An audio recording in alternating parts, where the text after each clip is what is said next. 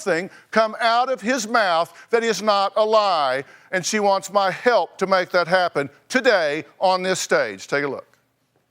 I believe my husband is a pathological liar. I am 98% ready to pack my bags and leave this marriage for good.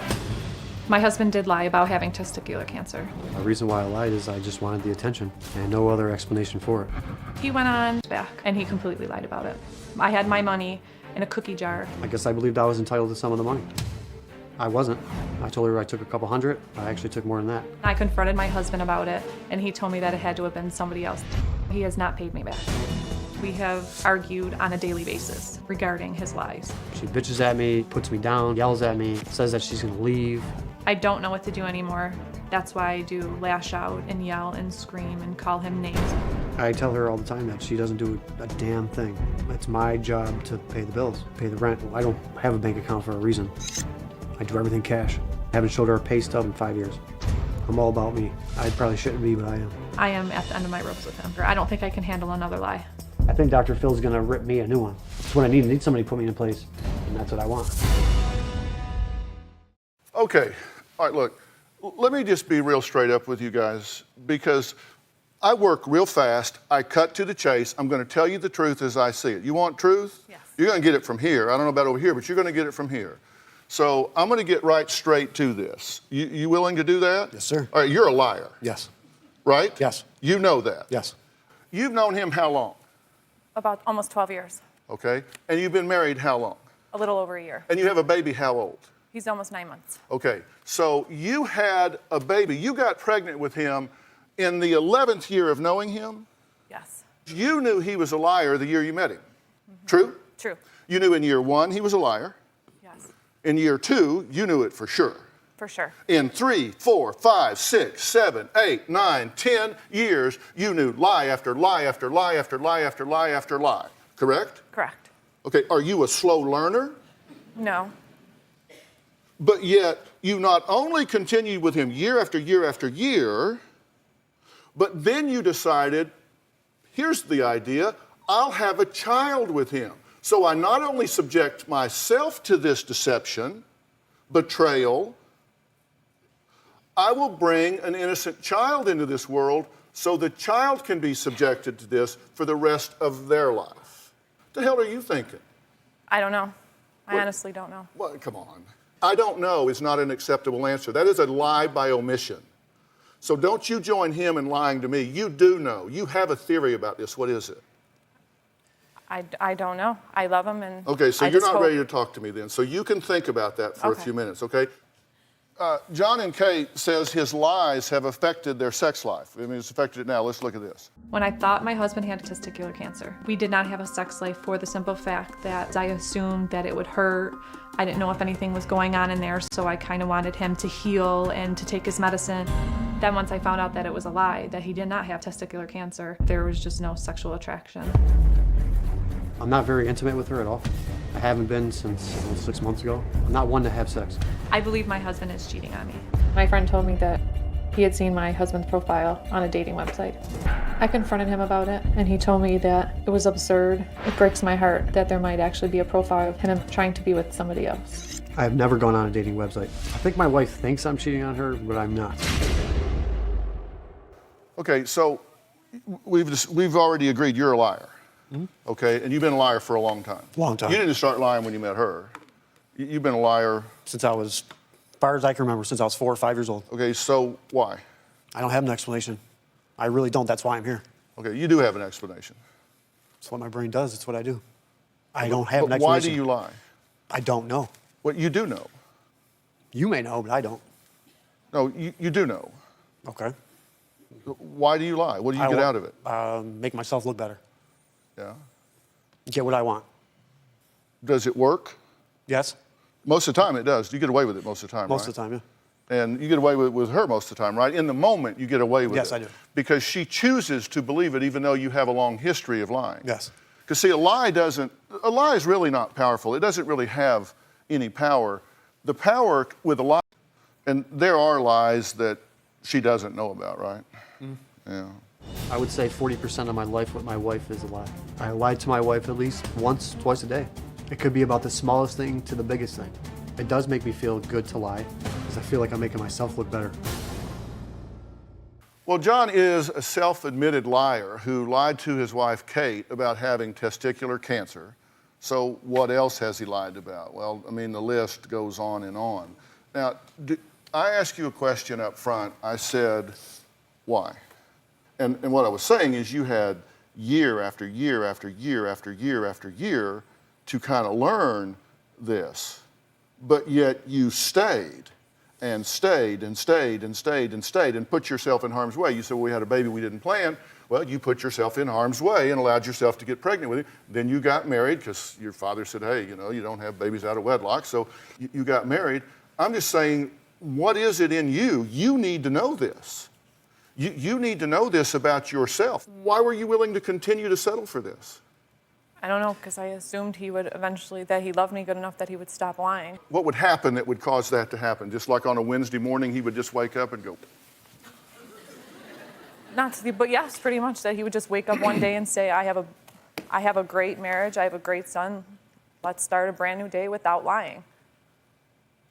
I've written a new book called Life Code. You've read it, right? Yes. Actually, my son Jay published it, and we did this together because a premise of the book is that the world has changed. It was interesting to do this with my son because I was born into a very different world than he was born into, and his children, my grandchildren, are born into a very different world than he was born into. This world is changing. And I talk in there about the fact that if we don't adapt to the world we're in now, if we don't prepare our kids for the world they're in now, if you don't prepare your child for the world that exists now, then you're not doing your job as a parent. And I say in there are some people in this world we need to be aware that are out there to take advantage of us. And I call them baiters, right? That's backstabbers, abusers, imposters, takers, exploiters, and reckless. They're a baiter. And I said how you can spot them, right? The evil 8. You said he scored 8 out of 8, right? Yes, 8 out of 8. You believe that? Yes. Do you think you score 8 out of 8? I see it as at least I was bringing some kind of money home, even though we lost the house. You were bringing unemployment money home. Right. He would send you texts. Just getting to work. Every morning, Yeah, taking my lunch break. every day. You're smiling again. I know. Because you're Smiling- thinking, no, that was good. no, You know, you're thinking that was good, No, right? I'm smiling out of nervousness. To be honest Yeah, with no, you're smiling because you think you're smarter than everybody else. Here's another lie that Katie doesn't know about. My wife does not know that I hospital hop for hydrocodone pills. For somebody that doesn't know, it means I would go to one hospital. If they didn't give me what I want, I go to another hospital. If they don't give me what I want, I go to another one until I get what I want. I would tell them any kind of ailment to get my prescription. I would come up with a different story every time. I currently am using 4 times a week. My wife does not know that I've been using hydrocodone. Okay, so how much hydrocodone are you taking? 4 a day, You're taking 4 a day? 4 at a time, at once. And there's 10 milligrams, either 7.5s or 10s. yeah. And there's nothing wrong with you. I have aches and pains just like every other person. But nothing that should be prescribed to me. Yeah. So you're taking drugs that you don't need. Yeah. Yeah. What do you tell the hospital? I just come up with asinine stories to get what I want. Yeah. You're smiling again. Okay. You smile when you've pulled the wool over somebody's eyes. It's a pattern. Okay. Just so you know, because you might want to refine that. I don't refine anything. So you're taking like 40 milligrams of hydrocodone at one time. You take it in the mornings, and you get Lasts all day. you get a buzz on, right? So what do you think about that? I don't know what to think about that one. It's disgusting. I'm sorry. I said it's disgusting. Does he get aggressive with you? Sometimes, when I corner him, when I know he's lying and I've caught him in a lie, and I ask him about it and I confront him, that's when he starts to get a little nasty, because he knows he's caught. We tried to contact your mother and your family. We wanted to talk to them to verify some of the things that you had said about what happened to you early in your life, and you didn't want us to do that. It's not that I didn't want to. I just really don't talk to my mom like that. Yeah. Well, we asked you for your mother's number, and you claimed you didn't have it. We asked you for it again, and you said you didn't even know where your mother lived. We asked you about it a third time, and you said you didn't want them. This long. So is the problem me instead of him because I allow this over and over again? I'm just confused, really confused. About? Everything. I don't know what to think. I know I should have never let this go on, but then obviously I let it go on. I don't know why. Well, because like I said, I always had that small little glimmer of hope that he was going to change. And that's what I go through in my head on a daily basis, that someday he loves me enough that he's going to change for me. What is going to be the change agent? What's going to happen that's going to change him between year 2 and 3 and 3 and 4 and 5 and 6? What was it you thought was going to happen that was going to change him? That he would just wake up and realize what he had, so that he didn't need to lie, that he didn't need to do what he was doing. You just thought he would just get better. Yes. Just Honestly, wake up and get better. Yes, for him to realize one day that he would just wake up one day and realize what he has and that he wouldn't do what he was doing. So every day in my head, I keep telling myself he's going to change. What do you think now? I don't think he's ever going to change. I still have that hope that he's going to change, but I don't know. I don't know. Do you have any questions for me? My question is my whole thing is my marriage worth saving? And now my question is there something wrong with me that I'm allowing this to happen day in and day out? Okay, my answers are maybe and yes. Maybe it's worth saving, and yes, there's something wrong with you. And I'll explain those if you want me to. Yes, I want you to. Okay. Now, your question for me is this worth saving, or can it be saved? Maybe. I don't know. That depends on a lot of things that I'll explain here in just a minute. You said, is there something wrong with me? Yes, you're an enabler.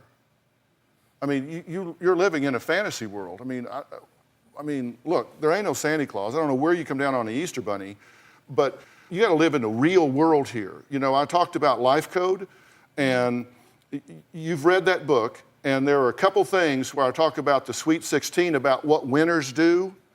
You know, winners do things losers don't want to do. And winners do what? They deal with the truth. You're living with a pathological liar that will take this whole family down. He will put you in bankruptcy. You've lost your home, right? Yes. You now have a child. Come on. How much disaster are you going to let be dealt here before you go, hey, wait, deal with the truth? There is a cancer here, but it is not testicular. It is marital. Deal with the truth. Wake up and deal with the truth. You know, get the haze out of your eyes and deal with the truth. You have a toxic partner here. Deal with it.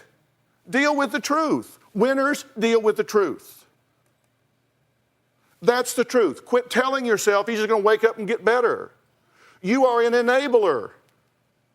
You are an enabler. You are enabling him to lie to you.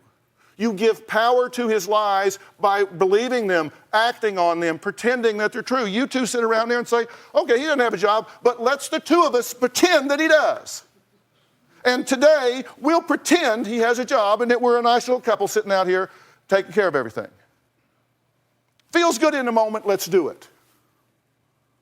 I know it's not true. Every fiber of my body tells me it's not true, but today I'll pretend it is. Are you kidding me?